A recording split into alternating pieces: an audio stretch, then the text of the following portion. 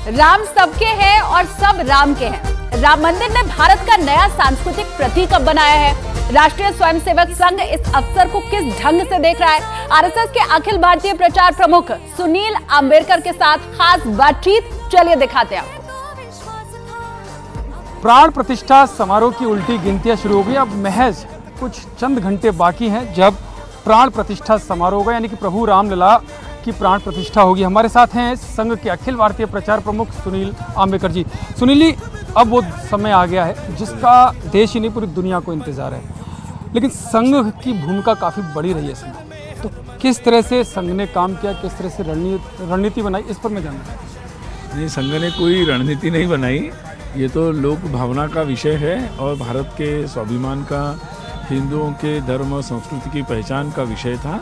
और इसलिए संघर्ष तो बहुत 500 वर्षों से चल रहा था।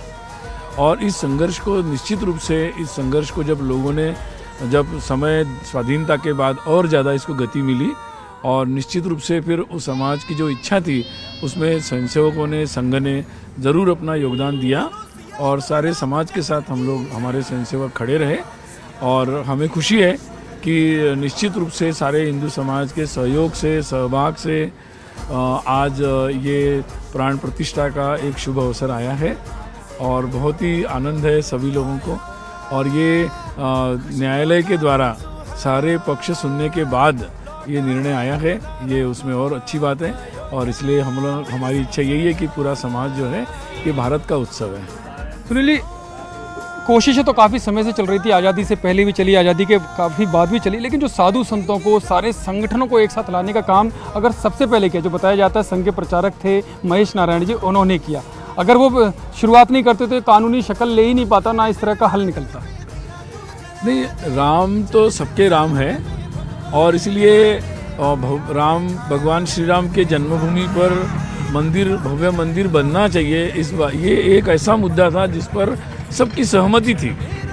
इसलिए निश्चित रूप से जब भी विश्व हिंदू परिषद के कार्यकर्ता, संघ के कार्यकर्ता जब भी सबके पास गए और जो भी संघर्ष समिति बनी थी वो सारे लोग सबके पास गए, तो सहज और स्वाभाविक रूप से, क्योंकि राम, भगवान श्री राम ऐसे हैं, वो यूनिफाइंग फैक्टर है, सबको जोड़ने वाले, तो लगातार सारे लोग एक साथ जुड़ते चले गए और उसी का परिणाम हुआ कि ये संघर्ष जो है वो सभी तरीके से मतलब आगे बढ़ता चला गया और आज ये पवित्र क्षण आया है। आज भी वास्तु पूजा कैंपस में चल रही है, जो राम जन्मभूमि परिसर है, तो उसमें जो ब्राह्मण हैं, जो विद्वान हैं, पंडित हैं, क्या एक ही बिरादरी के हैं? क्योंकि आरोप भी लग रहा है कि जो बात हिंदू समाज की करते हैं लेकिन वो दिखाई नहीं देता।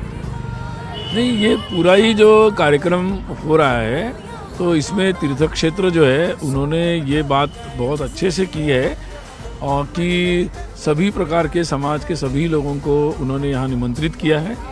और निमंत्रित करते समय भी ये ध्यान रखा है विशेषकर कि जितने भी मत, संप्रदाय, सभी लोग यहाँ पर आए और सभी लोग इसमें सहभागी हो हर तरह से, तो ये विशेषकर ध्यान रखा गया है। और जिस तरीके से आप पूरे देश में उत्साह देख रहे हैं, और मुझे लगता है कि हिंदू समाज सारे भेदभाव भूल कर, जितने भी प्रकार के, कौन कहाँ से आया, कहाँ रहता है, कौन कहाँ से आता है, ये सब भूल कर सब लोग एक आए हैं।